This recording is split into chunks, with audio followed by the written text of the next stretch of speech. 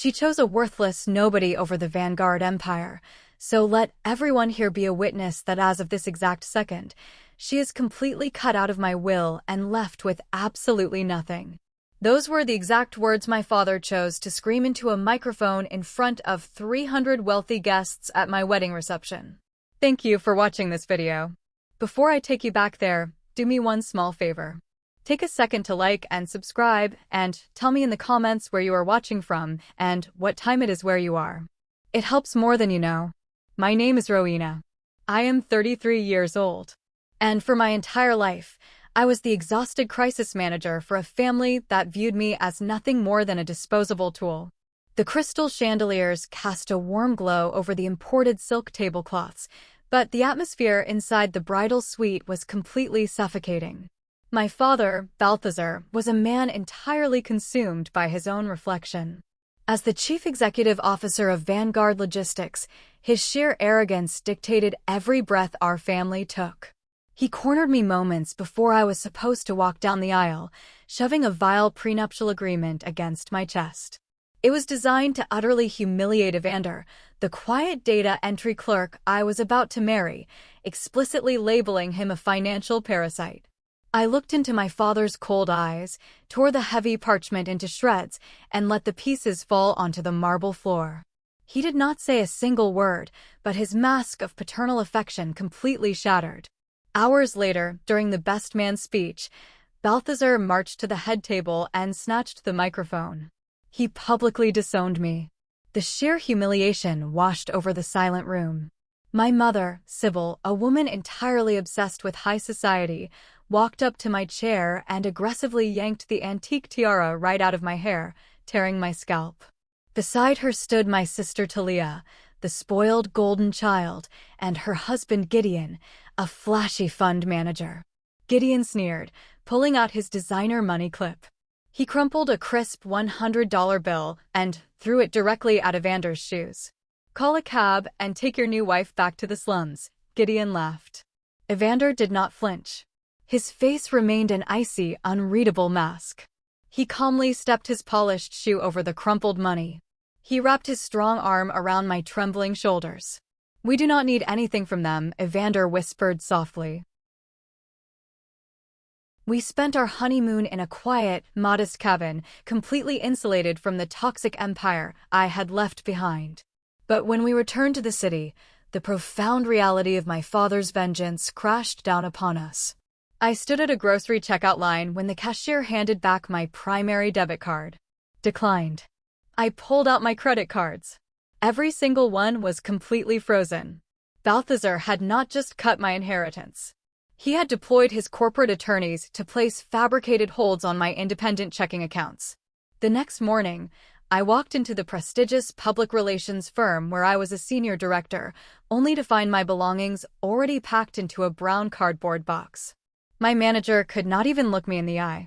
He confessed that Balthazar had threatened to pull tens of millions of dollars in corporate retainer contracts if I was not terminated immediately. I was escorted out of the glass building like a common criminal. I stood on the cold sidewalk when my phone buzzed. It was a text message from Talia. "Dad says you can have your job back the second you divorce that loser. Enjoy the slums." I did not shed a single tear. I carried my box to a nearby coffee shop, opened my laptop, and began drafting a business plan for my own independent firm. Evander sat across from me, his dark eyes tracking my fierce determination. He excused himself to make a quick phone call. Standing outside in the freezing wind, the gentle husband I knew entirely vanished. "Dig up every single debt Vanguard Logistics owes," Evander commanded into a secure phone, his voice echoing with absolute authority. "I want to know where they are bleeding." Little did they know, their extreme cruelty had just awakened a terrifying predator. Because the luxury apartment we lived in was technically owned by a Vanguard subsidiary, the eviction notice was taped to our door by sunset. We spent the entire night hauling our lives in trash bags into a cramped, noisy, one-bedroom unit on the forgotten edge of the city. The floors creaked and the air smelled faintly of bleach. I was unpacking a heavy box of books when the deafening roar of a sports car rattled our thin windows. Talia and Gideon had arrived. They stepped into our tiny living room, their faces twisted in profound disgust. Talia clutched her expensive designer bag as if the very air in our home would contaminate her. Gideon leaned against the cheap kitchen counter, entirely radiating unearned arrogance. He boasted that Balthazar had just promoted him to manage the Vanguard Family Reserve Fund, an account holding $150 million in liquid capital. He looked at Evander with absolute contempt. "I need an IT guy to fix my printers," Gideon sneered, tossing a gold-embossed business card onto our table. "It pays minimum wage, but it will keep the lights on in this miserable shack." Evander did not lose his temper. He smiled a polite, entirely disarming smile. He thanked Gideon for the generous offer, smoothly complimenting his ability to secure such a massive portfolio. The flattery worked flawlessly. Gideon's massive ego inflated, and he foolishly bragged about funneling the cash into an exclusive offshore entity called Horizon Capital. Evander nodded slowly, his eyes flashing with a cold, predatory calculation. He locked that name into his photographic memory. The snare was set. I spent the next 2 weeks furiously trying to launch my independent crisis management agency. I reached out to my vast network of corporate executives, expecting a flood of eager clients. Instead, I faced a staggering wall of complete silence. Doors were forcefully slammed in my face. A former colleague finally took pity on me and revealed the horrifying truth. My own mother, Sybil, alongside Talia, was hosting lavish country club luncheons, actively spreading vicious rumors that Evander was a dangerous federal fraudster and I was his brainwashed victim. They were systematically destroying my professional credibility. Filled with sheer rage, I marched directly into the grand ballroom of the annual charity gala that evening. I confronted Sybil in front of her wealthy sycophants. She did not even blink. She looked at me with utterly hollow eyes and declared that I had thrown myself into the garbage and society required her to leave me there. I returned to our cramped apartment completely drained of hope. I sat at my small desk and opened my business banking portal, expecting to see a zero balance. Instead, the screen displayed a pending wire transfer that made my heart stop. $500,000 had just cleared into my account.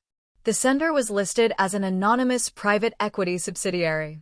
It was a massive, non-refundable retainer for public relations services. I stared at the screen, entirely paralyzed by the sheer magnitude of the lifeline. Evander walked into the room holding 2 cups of cheap coffee. He glanced at the staggering numbers on my monitor, offered a small, knowing smile, and kissed my forehead. We decided to celebrate our sudden financial resurrection at an upscale, dimly lit steakhouse downtown. We were halfway through our meal, enjoying a rare moment of profound peace, when a loud, obnoxious laugh shattered the elegant atmosphere. Gideon and Talia were strutting through the dining room. They spotted us immediately. Talia's eyes narrowed with venomous spite. Gideon marched over, loudly announcing to the surrounding tables that he was going to perform an act of charity for his destitute relatives. He snapped his fingers at the waiter, aggressively demanding that our entire bill be placed on his exclusive black card. As he yanked the heavy metal card from his wallet, a folded piece of thermal receipt paper slipped out and fluttered onto the polished hardwood floor. Gideon was too busy posing for the staring crowd to notice. Evander calmly pushed his chair back and leaned down. He picked up the receipt. For exactly 2 seconds, his eyes scanned the printed text. His mind, capable of processing complex data at terrifying speeds, memorized the hidden routing numbers, the massive transfer amounts, and the shadow corporate entities. Evander stood up, folded the paper perfectly, and handed it back to Gideon. "You dropped this," Evander said, his voice dripping with an icy chill. "You should be much more careful. Someone might get the wrong idea about where you keep the family money." Gideon snatched the paper, his arrogant smile faltering into a brief flash of genuine panic before pulling Talia out of the restaurant. That night, sitting at his heavy metal desk, Evander traced the numbers. The truth was absolutely staggering. Gideon had completely vaporized the entire $150 million reserve fund. He had blown it all on disastrous gambling debts and catastrophic offshore margin calls. Vanguard Logistics was practically bankrupt. The very next morning, the illusion of my victory was brutally crushed. A process server pounded on our door and shoved a thick stack of legal documents into my chest. Balthazar had filed a massive, entirely fabricated civil lawsuit against my new agency, claiming I had stolen proprietary corporate secrets. But the true cruelty lay in the immediate judicial injunction. The court order completely froze my new corporate accounts, locking down the $500,000 retainer. A high-powered defense attorney reviewed my case and told me the allegations were baseless, but he required a cash retainer of $100,000 by midnight to appear in court and fight the injunction. If I failed to pay, I would permanently lose my professional licensing. I was utterly trapped. Balthazar had cornered me in a flawless legal snare. As the sun set, casting long shadows across our cheap floor, I picked up my phone. The crushing weight of defeat settled into my bones. I was going to call my father, beg for his mercy, and surrender my independence. Before my trembling thumb could press his name, a strong hand completely enveloped mine. Evander gently took the phone from my grasp. "You will never have to beg those people for a single thing ever again," he stated softly. He pulled his own highly encrypted smartphone from his pocket. He bypassed complex biometric security layers and opened a dark, minimalist banking interface. With a few rapid keystrokes, he authorized a direct wire transfer. My email immediately chimed. The law firm confirmed the receipt of $100,000 in fully cleared, untraceable funds. My license was saved. I stared at the man in the faded gray shirt, my mind entirely unable to comprehend the sheer financial gravity he possessed. While I was being saved in the slums, a catastrophic nightmare was unfolding in the pristine executive suites of Vanguard Logistics. Major commercial banks had suddenly initiated massive margin calls on Balthazar's deeply leveraged assets. He needed $80 million in liquid cash by the end of the week, or his entire empire would completely collapse. He demanded Gideon unlock the reserve funds, but Gideon, sweating profusely and trembling, spun a desperate lie about restrictive offshore bonds. Balthazar realized his only remaining unencumbered asset was a historic commercial property in Manhattan. A property that legally belonged entirely to me, gifted by my late grandfather. Balthazar locked the heavy oak doors of his office and summoned Sybil. He presented an absolutely unhinged, deeply criminal plan. He demanded my mother replicate my handwriting on a sweeping power of attorney document. Sybil hesitated, terrified of the severe federal legal consequences. But Balthazar expertly manipulated her profound fear of poverty, convincing her that stealing from me was her only way to maintain her lavish lifestyle. Sybil picked up the silver fountain pen. She meticulously copied the sharp angles of my signature onto the federal legal documents. Outside the slightly open door, Talia stood in the shadows, listening to her parents commit felony wire fraud. She did not stop them. Instead, she walked in, demanding a massive luxury estate in Aspen as hush money. They forged the documents, secured an $80 million shadow loan, and sealed their own spectacular demise. The absolute truth of their betrayal reached me through a routine compliance phone call. A junior loan officer contacted me to verify the secondary mailing address on the $80 million commercial lien attached to my Manhattan property. The air vanished from my lungs. The room began to spin. I logged into the public federal registry and stared at the flawless forgery of my own name. My parents had stolen my only remaining asset. My mother had committed grand felony forgery to save a company they had just fired me from. The sheer magnitude of their moral bankruptcy ignited a blinding, white-hot rage in my chest. I grabbed my winter coat, screaming that I was going straight to the federal authorities. I wanted to see them dragged out of their mansion in handcuffs. Evander stepped in front of the door, physically blocking my exit. His broad shoulders completely filled my line of sight. "Do not call the police," Evander commanded, his voice vibrating with a terrifying, absolute authority. He gently held my shoulders, explaining that a short stint in a luxury federal resort prison was a reward, not a punishment, for the ultra-wealthy. He led me back to his desk and initiated a deep system override. A stark, minimalist logo materialized on the glowing monitors. Zenith Financial Group. The most ruthless, terrifying private equity firm on Wall Street. Evander looked me dead in the eye. He did not work for Zenith. He was the founder and the sole chief executive officer. He explained that the shadow bank my parents used had immediately sold their high-risk debt. Evander had automated Zenith to purchase the paper instantly. I own their $80 million loan, Evander whispered, his eyes entirely black and unforgiving. I own their entire empire. Let me destroy them. 48 hours later, the legal department at Zenith executed a catastrophic notice of default. They cited the fraudulent collateral assignment, demanding the immediate repayment of $80 million in full. Balthazar's world completely crumbled. With no banks willing to touch a Zenith target, his only desperate option was to secure a voluntary transfer of deed for me to legitimize the forged loan and sell the property.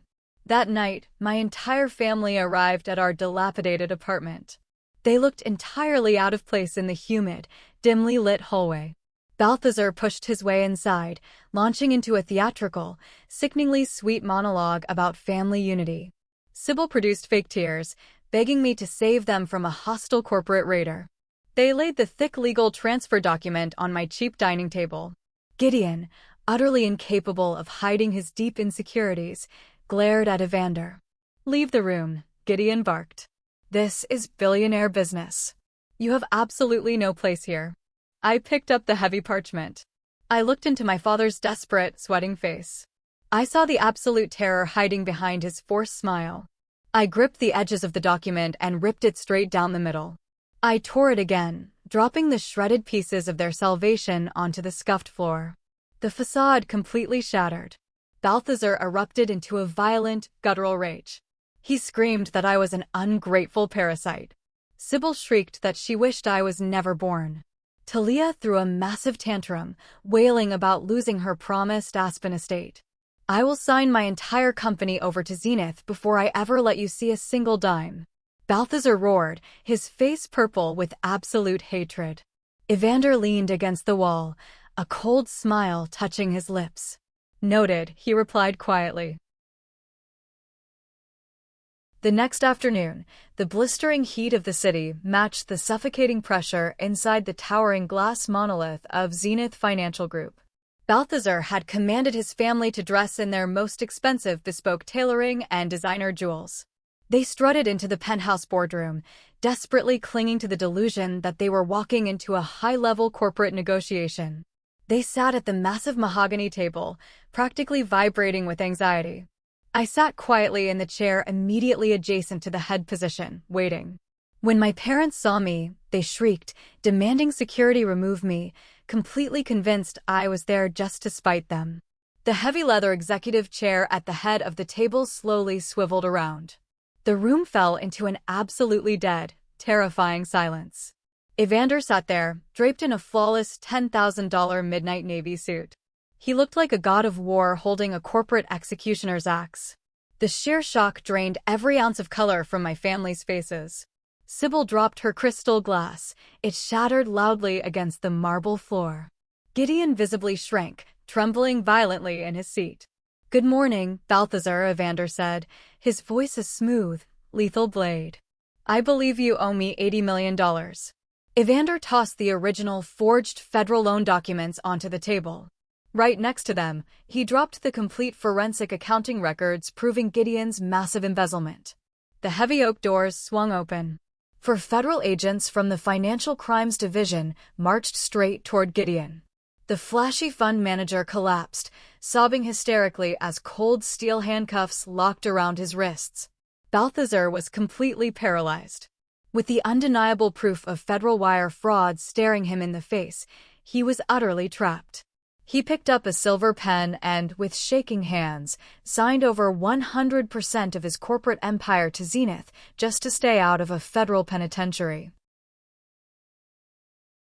6 months later, I am running a massive, globally recognized corporate communications empire from a stunning penthouse suite, completely free from the toxic shadows of my past.